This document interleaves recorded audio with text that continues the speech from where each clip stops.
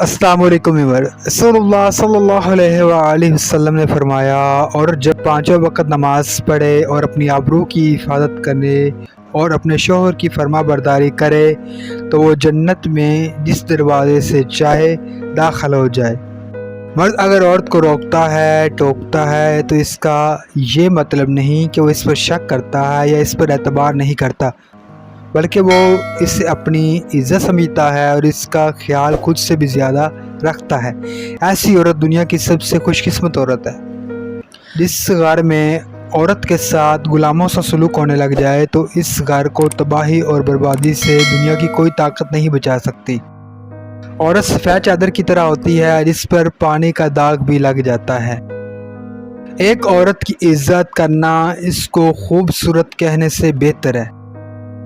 جو مرد بار بار عورت کو دھوپ میں لا کر کھڑا کرے اور کبھی بھی اس کی چھاؤں نہیں باندھ سکتا۔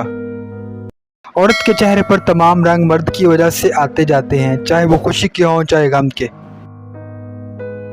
عورت ایک حد تک غرور ہونا اچھی بات ہے، ایسا غرور جو راہ چلتے ایرے گہرے کو دیکھنے سے باز رکھے۔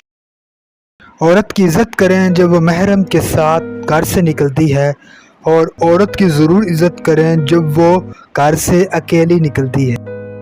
عورت کی بربادی اس وقت شروع ہو جاتی ہے جب اس کے حسن کی تعریف ایک غیر مرد کر رہا ہو اور کم عقل اس پر خوش ہو رہی ہو۔